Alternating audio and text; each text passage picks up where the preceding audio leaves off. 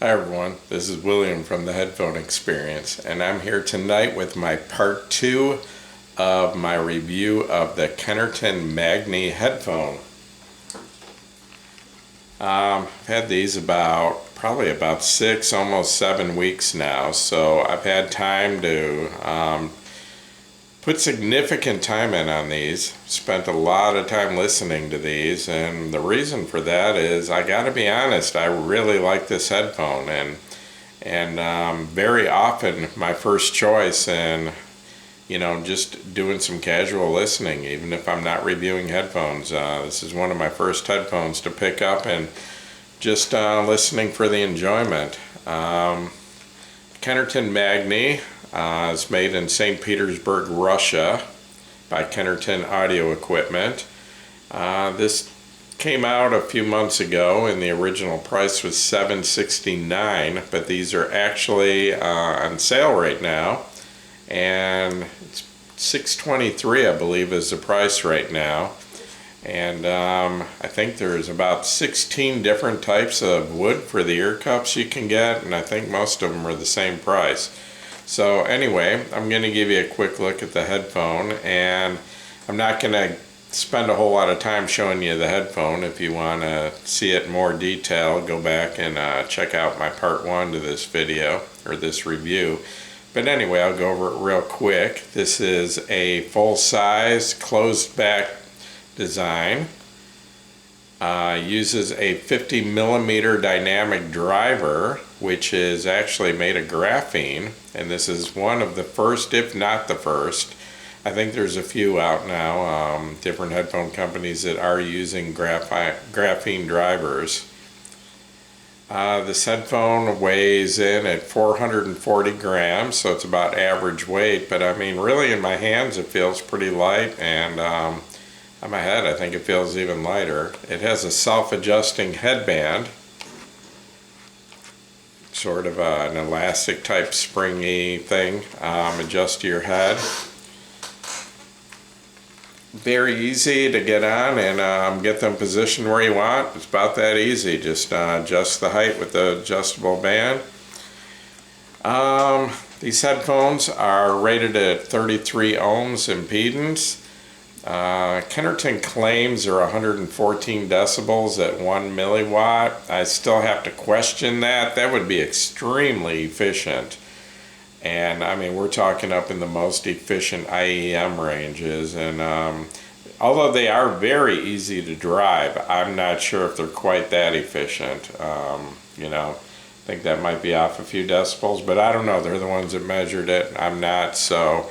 But they seem pretty close in efficiency to the Kennerton Valley, which is only rated at about 100 decibels at 1 milliwatt, so I'm not sure. Anyway, these have ear cups made of solid wood. I mean, this is not just a veneer, this is an actual carved out piece of wood. They're a closed back design. I believe the back is aluminum. And you may notice here, you can see there's 2 small ports on these. And I was just looking at Kennerton's website, and it seems they made a small change. Instead of these 2 small tube ports, those are gone.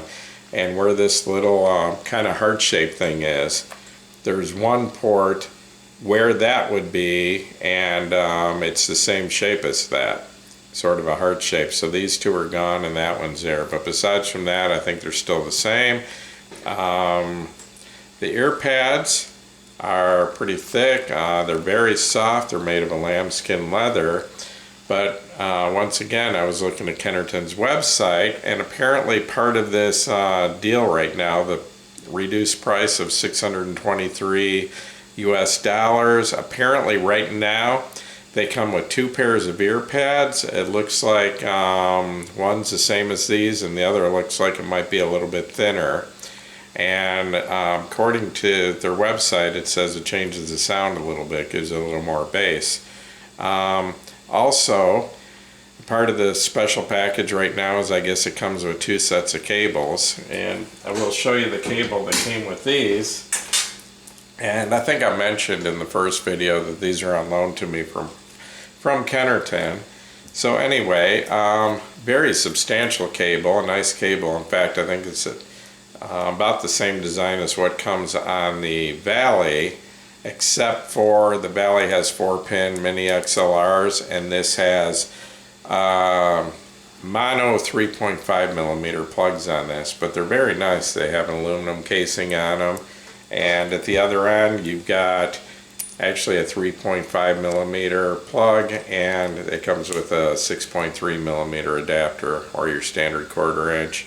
The cable, very heavy, a little bit stiff, but nice, and I believe it's about 2 meters long, about 6.5 feet.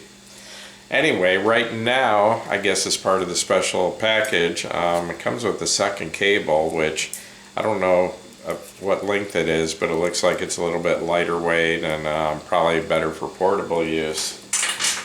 Anyway, like I said, this is a closed back design, and I've had a chance to try it a little bit more. I mean, when I did my first video, I had about 3 days on these, and told you what I thought about them then, and I like them a lot, and nothing has changed about that. I really like these headphones. As far as being closed back, they do a fairly good job of keeping outside noise out. You know, they don't block everything. I still hear some sounds, you know, quieter sounds. Like right now I've got a window open and I can very clearly hear crickets outside. If I put these on, I don't hear that anymore. You know, it sounds like a fan or something like that. Unless it's real loud, it's going to cut it out. And oh, should mention, it was 95 degrees Fahrenheit here today, and I'm sitting in my office and it's about 84 degrees in here, and I don't have central air, and I had to turn off my portable unit because it's too noisy to shoot a video. So I'm pretty warm, and it may show if I get a little sweaty here before this is over. I apologize. Anyway, they do an even better job though of keeping the sound in. A friend of mine was just listening to these a little while ago, and at an average listening volume, I was just a couple feet away and I could barely tell what song was playing. So they do a good job of keeping the sound in if you want to use these around other people. Anyway, what this video is about is tonight is more about the sound. I kind of touched on the sound in my first video, and I want to dig a little deeper into that tonight. The first thing I pointed out before is I would consider the tone balance of these very neutral. No emphasis anywhere. I wouldn't consider it V-shaped. Not really emphasizing the bass, not really emphasizing the treble, just very well balanced in my opinion. They've got a very strong, very present mid-range. Not a recessed mid-range at all. The frequency extension is excellent in my opinion, especially into the bass. These have very, very good sub bass. They go very low and pretty good impact in the sub bass. I mean, you're not straining to hear it. It's definitely there. I've only heard of probably 2 other headphones that go into the sub bass as well as these. One would be the Hi-Fi Man HE560, and that's only when properly amped. That headphone needs a lot of power to put out decent sub bass. And also the Hi-Fi Man Aria, which also not quite as bad as the HE560, but also needs quite a bit of power to have any impact at all in the bass. And this headphone gets as deep and has as good of sub bass as those, but it does it with a whole lot less power. This is a very efficient headphone, and you don't need a lot of amp with this. So anyway, very good extension into the sub bass. It's solid, it's tight, good impact. The treble, as far as I can tell, very good extension. You know, I'm getting up there in years, so I can't hear as high of frequencies as I could when I was young, but I don't hear any roll off at all in the treble. In fact, bells and chimes and, the high end of cymbals and everything are just crystal clear from what I'm hearing out of this headphone. So, like I said, no roll off at all that I can hear in the high end. And I mean, I'm sure I'm hearing up it to at least 12,000 hertz or so, before my hearing's rolling off, and I don't hear any roll off at all below that point. Something else about this headphone, it's very dynamic, because it's efficient and easy to drive. But even with, a low-powered amp, this headphone still has good dynamics. A lot of punch, especially in the mid-bass.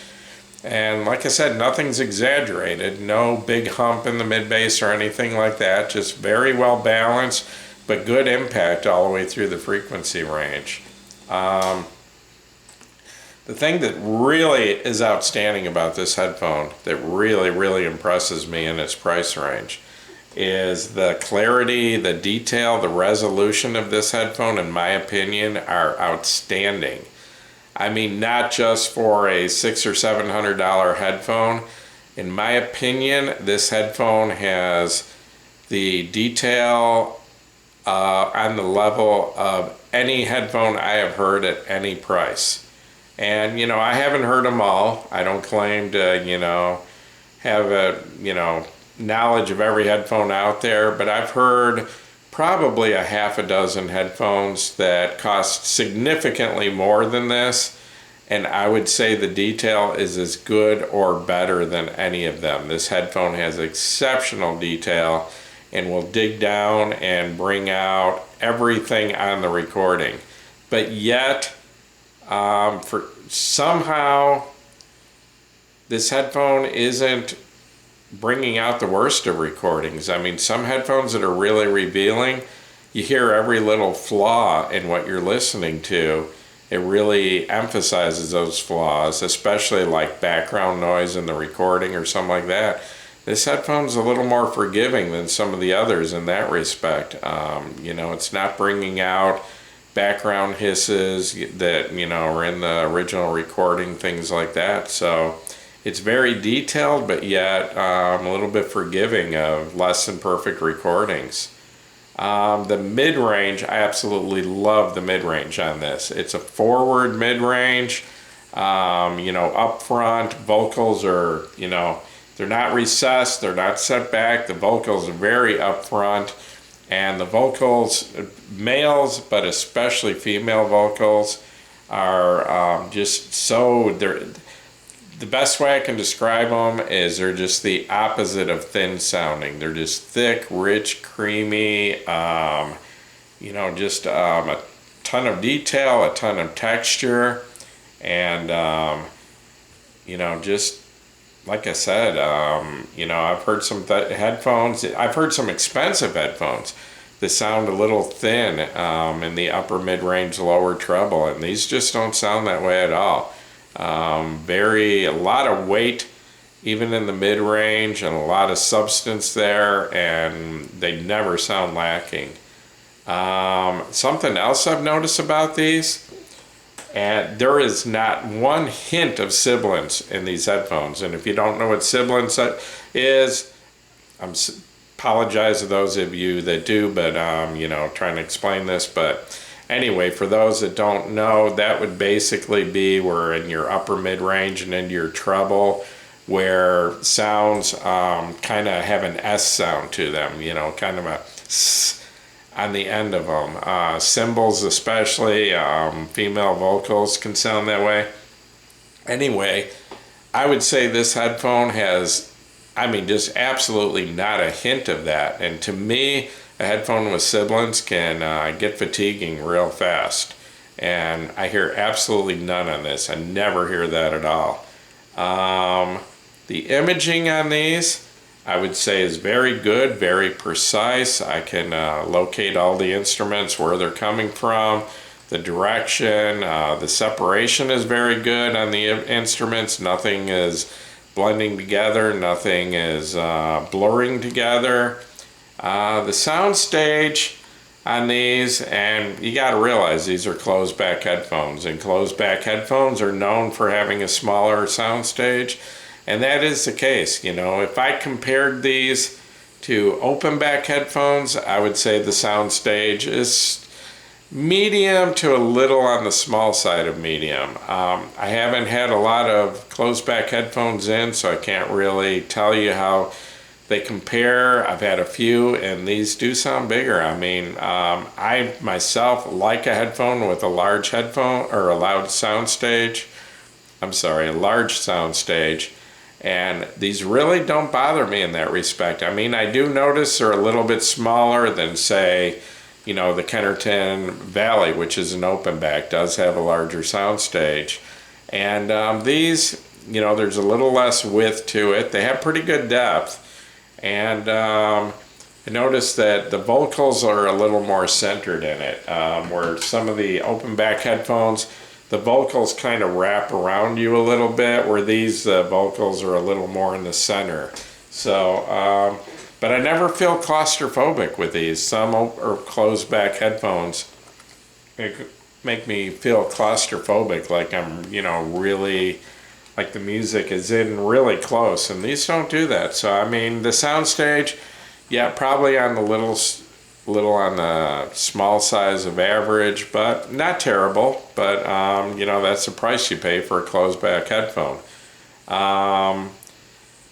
What I really, really like, you know, I told you about the mid-range, and that is, if you've watched my videos in the past, you'll probably know that I listen to a pretty good variety of music. I like classic rock. I like 80s new wave type of stuff. I really like acoustical music. I'm a huge fan of female vocals. I like, once in a while, I like to listen to classical, orchestral, that type of music. Not really what I would consider a bass head. I used to be when I was younger, but not so much anymore. But my big thing right now is I like acoustical music with female vocals. And these sound as good as any headphone out there at any price, in my opinion, as far as the female vocals. Just makes them sound smooth and creamy, and you know, just the opposite of thin. And that is really the strong point of these headphones. Another thing, like I mentioned a little earlier, these really don't bring out or emphasize less than perfect recording. So these sound pretty good with pretty much anything. It really doesn't matter what type of music I try with them, because they're very well balanced. I mean, it's not a bass head headphone, so, you know, if you're into, you know, like electronic dance music or something like that, you might want something with a little emphasis in the bass. The bass is very good on these, and unless you're a bass head, I think you're going to be completely satisfied with the bass. But well, I'll give you a comparison. This headphone, of all the headphones I've heard, I would say the headphone that compares the closest to this headphone, sound-wise, would be the Hi-Fi Man Aria, which is a $1,600 headphone. So you're talking 2.5 times, more than twice, almost 2.5 times the price of this headphone. Completely different headphone. It's much larger. It's an open back. But sound-wise, the Hi-Fi Man Aria, which I heard before I heard this, I considered to be the first headphone I had ever heard that I considered to have absolutely perfect tone balance for me. You know, in my opinion, the Aria has perfect tone balance. I never was tempted to adjust the tone at all, not add bass, not treble, anything. I loved them the way they were. To me, the tone balance on these is just as good as the Aria. It goes just as deep into the sub bass, goes just as high into the treble. This is the second headphone that I would say has a perfect tone balance, and I never find a reason to make any adjustments at all to the tone. Compared to the Aria is an exceptionally comfortable headphone. I think the weight is about the same. These are very comfortable too. I have absolutely no issues with the comfort. These feel very light on my head. The Arias have a slightly a bigger ear cup, which makes them slightly more comfortable because it gives my ears more room. But besides from that, no issues at all with the comfort.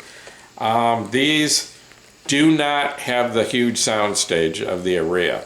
The Aria has a very large soundstage, extremely wide, extremely tall.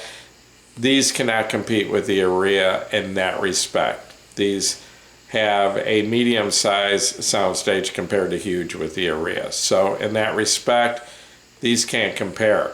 But these actually, in my opinion, are even better than the Aria in a few ways. One would be the Aria takes quite a bit of power to sound good. With a less powerful amp, the Aria lacks dynamics. When they're underpowered, they sound they lack impact in the bass, sub bass and the mid bass both. These, the amp is not an issue. Even with a low powered amp, these still stay dynamic, and in fact I would say overall these are a more dynamic headphone than the Aria. And another thing, the Aria, to me, the only complaint I have about the Aria is female vocals can sound just a little bit dry to me. Just a little bit lacking. They just they're missing something. They're good. I mean, the Aria, there's nothing bad about the Aria, but the female vocals just have a little bit of a dryness and a lack of I don't know, they don't have that liquid kind of flowing smooth sound to them. And these, I actually prefer the way female vocals sound in these. So to me, I rank this headphone right up there with the Aria, and it's less than half the price. So I mean, I'll tell you right now, I personally think this is the best buy in headphones. At a little bit lower price of $350, I think the Hi-Fi Man Sundara is a great headphone for the price. Highly recommend it, but if you've got a little bit more money, I think this headphone, personally, other than soundstage width, I think this headphone walks away from the Hi-Fi Man Sundara. It's got better sub bass, it's got more weight, more substance to the sound. Definitely better mid-ranges, just as much detail, but a thicker, richer sound than the Sundara. So like I said, I really think this compares very closely in sound to the Aria, which is quite a bit more expensive, and this needs a whole lot less amp than the Aria does. And as far as amps are concerned, this thing sounds pretty good with just about any amp I try it with. It doesn't need a lot of power. It doesn't seem to change much in sound going from one amp to the other. I hadn't used this in a couple weeks, and I just tried it out again tonight.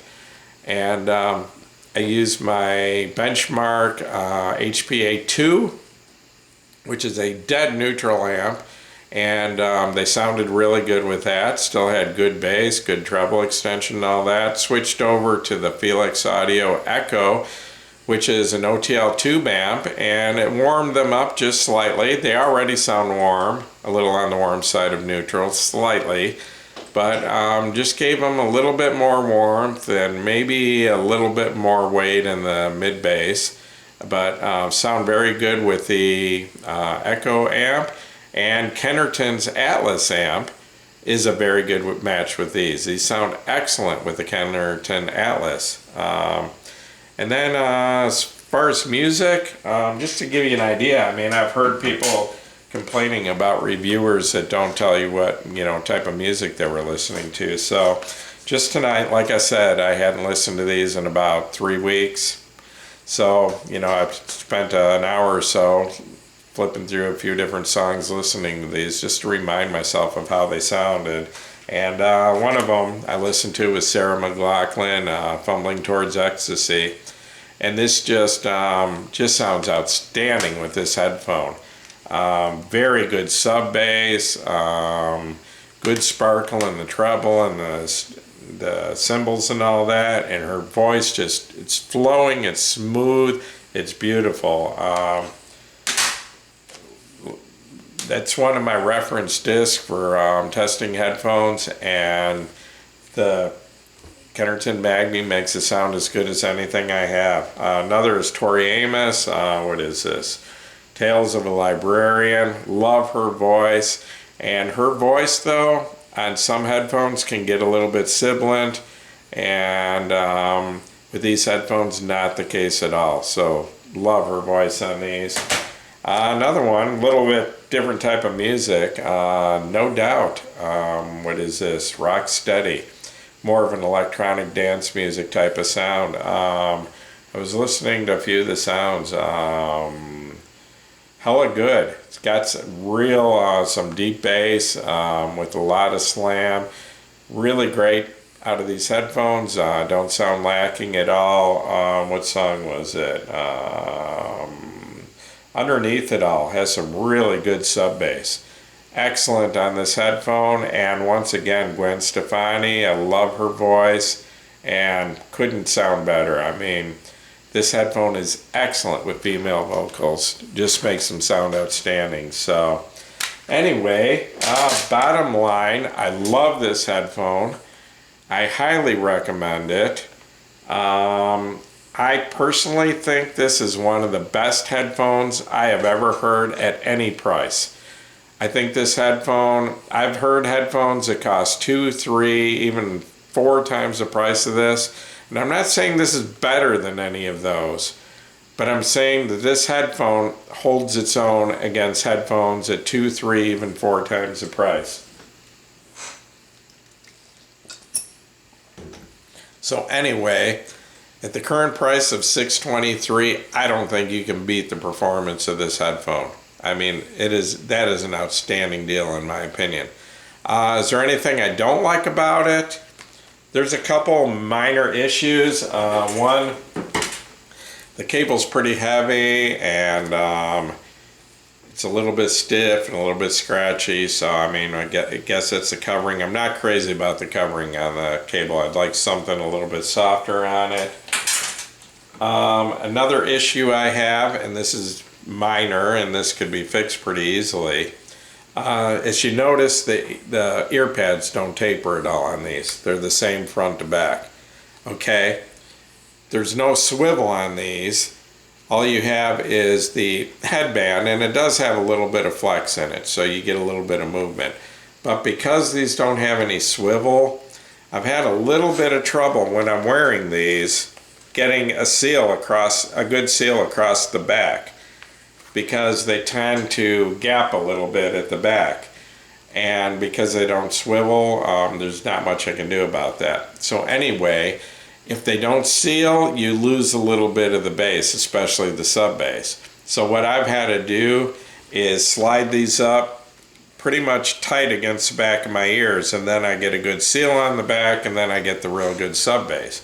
So my suggestion to solve that problem would be a tapered ear pad that would be a little bit thinner on the front and a little bit thicker on the back. And to me, that would help seal up the back better and just make it easier to get that seal and get the good bass. So other than that, I have got absolutely no complaints about these. So